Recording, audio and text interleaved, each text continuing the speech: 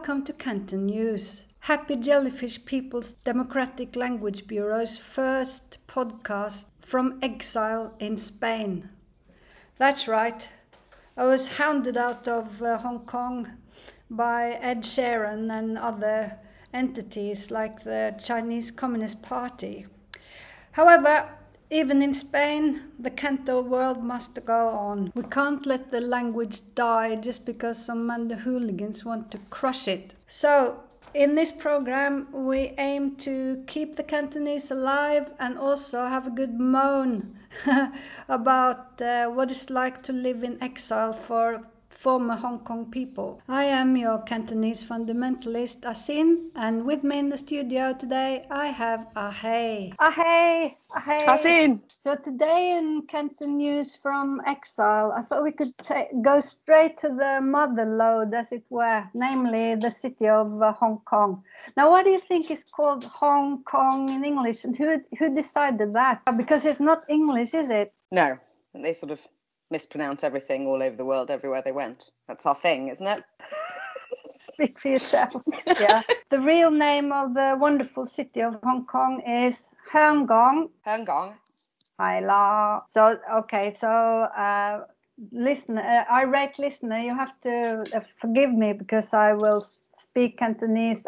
When I hear Cantonese, it's very difficult to answer in English. So I have to say, Hi la, which is like, yes, it is what you said. So Hong Kong, a lot of foreigners, or not to say all foreigners, think it means Fragrant harbour.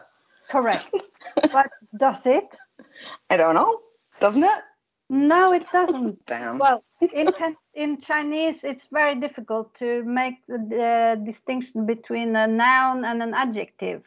But, you know, when you look at Hong Kong people's dislike of water, it doesn't make sense that they would call a harbor fragrant.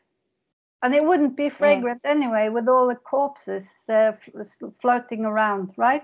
It's actually named after a harbor on the other side of Hong Kong Island. Aberdeen. Yes. Got it.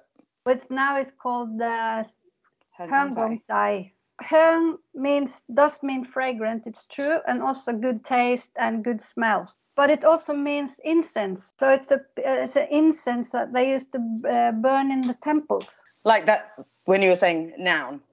So that's as a noun. Yeah, just called Hong. So it makes more sense that the place should be named after something you make. Hey, what's that smacking sound? Is it you thinking about food in Hong Kong? No, it's my Hong Kong dog. She's clickety-clacketing behind me. Do you miss it? Hey.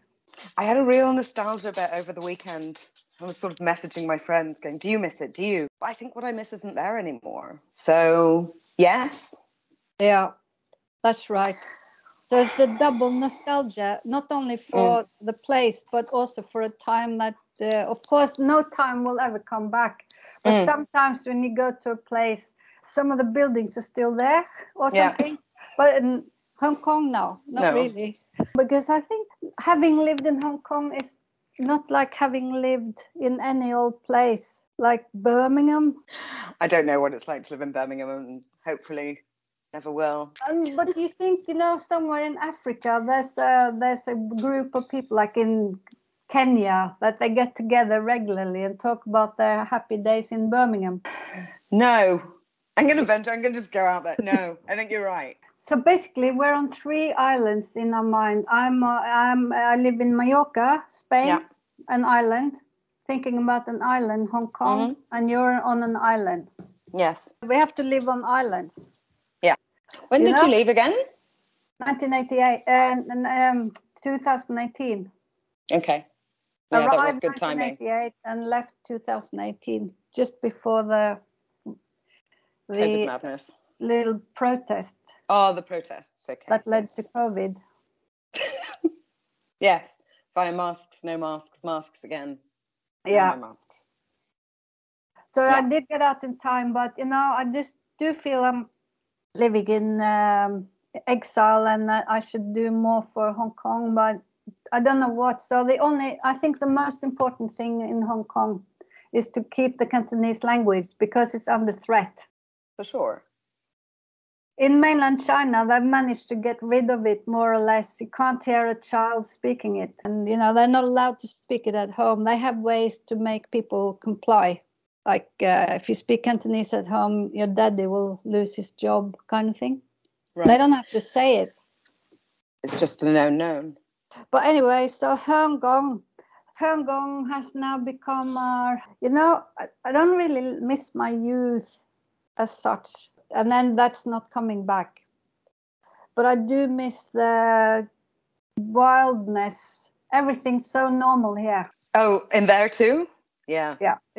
Oh, yeah. Super normal. Maximum normal here. Yeah.